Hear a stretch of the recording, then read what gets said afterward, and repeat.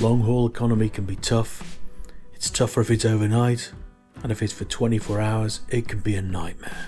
I don't look too great walking off this flight, but I survived, and I'm going to share with you my long haul economy tips and show you what it's like travelling with Malaysia Airlines in economy for 24 hours. So that's Malaysian economy from Melbourne via Kuala Lumpur into London Heathrow. And there's two bonus tips, and the first one is get status, and I'll show you how airline status made this trip a little bit easier. I'm Phil and I'm on my great gap year, and it is a beautiful sunny morning here at Heathrow Terminal 4. Flying from the UK to Australia is a hard trip in economy, but I made that round trip twice in 2022. 4 24-hour trips, 8 long-haul economy flights, and all with Malaysia Airlines. And my first tip is for before you even leave home, and that is get prepared. Might sound obvious, but things go wrong on flights. The longer the flight, the more things that can go wrong. The in-flight entertainment might not work. The USB power socket might be broken, or it might charge your device at some unusable trickle. So get some TV, movies and music downloaded onto your phone or tablet, and always pack a power bank. And if you've got any specific dietary requirements, make sure you remember to go into Manage My Booking after you've booked and set your preference. Also take on some pot noodles or something similar that the crew can prepare just by adding hot water. Honestly, airlines get meal preferences wrong more than they seem to get them right.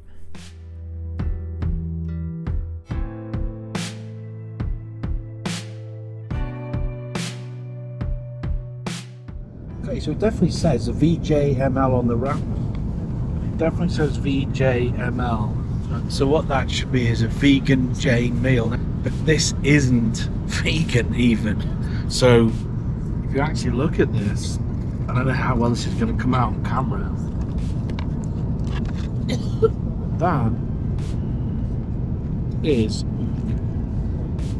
is a lump of chicken. If I break that open, you can see that that is not a fake meat or anything like that. That is a lump of chicken thigh, without a doubt. Now, I'm not a vegan, so I've actually eaten a piece of that, just to confirm that is chicken. You can see that that's lumps of chicken, so that's pretty awful.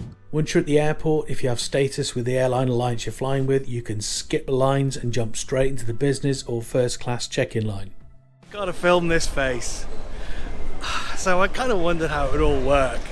And this is sort of part of what Great Gap Year is to me. It's just about working stuff out. If you get a bit embarrassed and you look like an idiot, it doesn't really matter too much. So I'm One World Sapphire and BA Silver, and I just jumped into what I assumed was the priority queue, and it was. There was no questions, no issues at all. Straight away I was told I had lounge access and where the lounge was. The bag is overweight, no issue with that at all.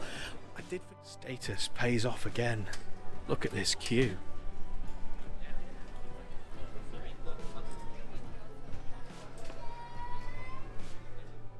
Second tip is to try and find a lounge to relax in pre-flight.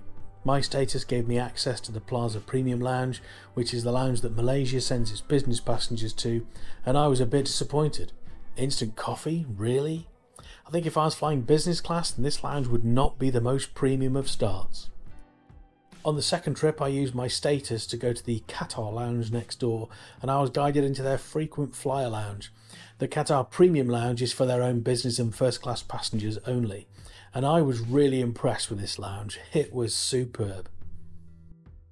The breakfast buffet just looks fantastic. I think we might be the first people in here, so it is completely fresh. The scrambled eggs even look amazing. Scrambled eggs on a buffet that look amazing. That's just, that just does it. So I'm really happy here.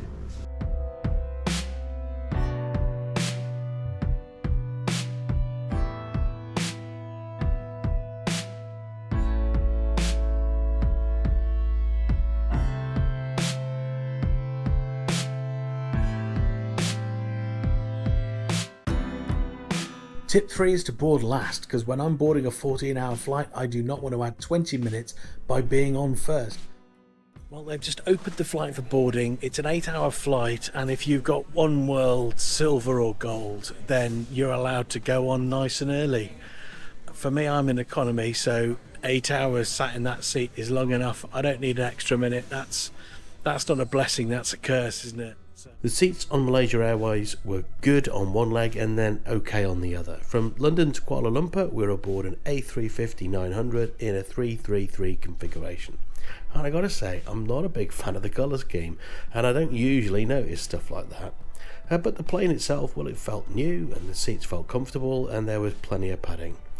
There's 79 centimetre of pitch according to Google, which is plenty for little old me and my tiny little legs, and I really like this double fold out tray table. It gives me a bit more room on the seat when I'm enjoying a drink.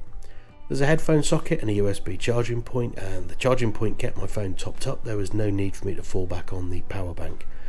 The flight was about 13 hours to Kuala Lumpur, and I managed to stay reasonably comfortable for the entire journey, which was testimony to the amount of seat padding and comfort in the seat. It was a pretty good seat.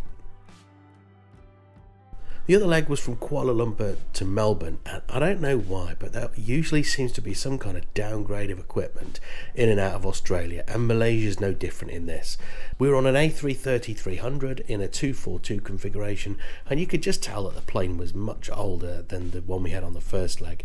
The seat felt a bit narrower, although that may have been my seatmate on these flights, but Google tells me I had a full 2 centimetres of additional seat pitch. To use my own headphone on the second leg, I needed the little adapter on this aircraft, and the USB charging point didn't work very well at all, and I had to rely on the power bank for this flight.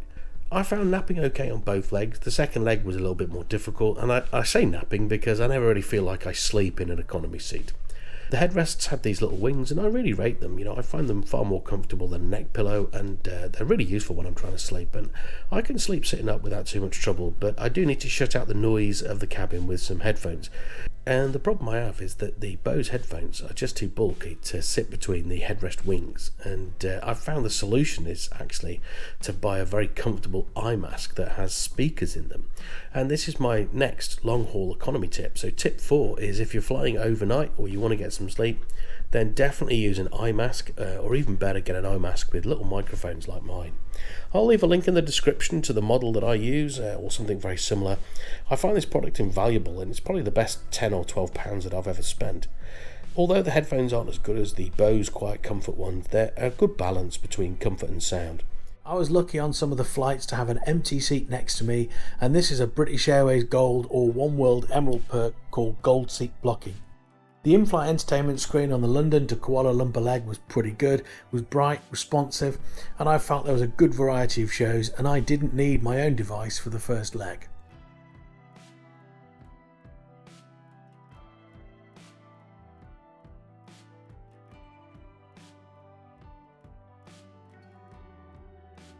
As I've said, on the second leg between Kuala Lumpur and Melbourne, we get a downgrade of equipment, and this includes the in-flight entertainment screen.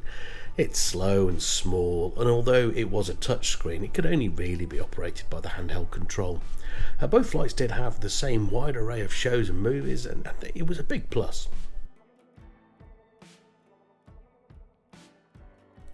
Tip 5 is to bring your own noise cancelling headphones. I've got an old pair of Bose QuietComfort II headphones. I've had them for years and they do the trick just nicely. And I can either listen to my phone or I can plug them into the in-flight entertainment screen with this adapter and cable. The difference between airline economy headphones and these, well, it's just another world. I mean, there is no comparison.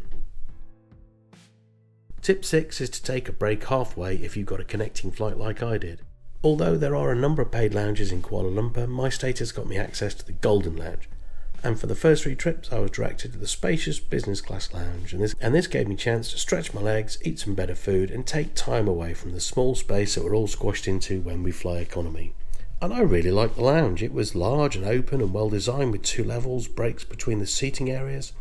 The food was Malaysian themed, as you can guess, but I found something that my Western palate could enjoy. Now, I think I must have lost some footage, so I don't have much to show you of the lounge itself, but there was a bar with free alcohol and a sleeping area and some showers if you needed them. On my final trip, I was gold and I was directed to the Emerald Status Lounge rather than the Business Lounge. And as far as I know, Malaysia don't have any first class seats, so this can only be a small status lounge. It's decorated in a similar style to the Business Lounge, it's just a little bit smaller. It's split on 2 levels again and the seating areas were broken up. It really is a smaller and quieter version of the business class lounge, but it's got limited self-serve food. However, there's a rather good restaurant where I enjoyed a delicious main course and a dessert.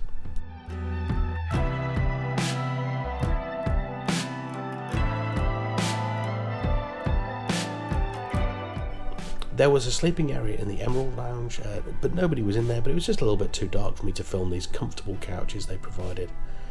There's personal bathrooms with showers, which are a nice touch. There's no need to book them, you just walk in and use them. The lounges are good and clean and open, comfortable, and as I got back on the flight I was refreshed and fed and watered and ready to tackle the next leg of my journey. And this relates to my next tip, which is if you get the chance to eat, then eat something, because in economy, you don't know when your next meal is coming and you don't know what it's going to be like. And Malaysia's catering was hit and miss. I mean, economy meals, they rarely set the world of gastronormal alight, and more often they're sustenance only. Safe, edible food is the standard you're hoping for, and the economy meals with Malaysian Airways didn't always meet this very low standard. And when I decided to add some variety by choosing vegan meals, the miss became more frequent than the hit. I never found out what this dish of frog spawn was supposed to be. I certainly wasn't brave enough to try it. Sometimes the vegan food did just about hit that very low bar of edible, but as you saw earlier, I was served a chicken curry, which is unbelievably poor. Tip 8 is my final tip, and that's to bring a toothbrush and toothpaste. Now, lots of airlines used to provide a few toothbrushes, but in a world of reducing plastic waste, this is just no longer the norm in economy, and I completely understand that. But I do find a short walk up the plane after dinner, a few minutes in the bathroom, and then brushing my teeth leaves me feeling a bit refreshed and ready to face the space of my seat again. And my final bonus tip is to collect points. I collect Avios and sometimes Amex membership reward points, and you can use these to book flights and upgrades in premium cabins, so you can ditch economy altogether. And if you like to find out about collecting points or getting airline status, then these 2 videos will get you started. So like and subscribe if you've enjoyed the video, and thank you for watching and joining me on My Grey Gap Year.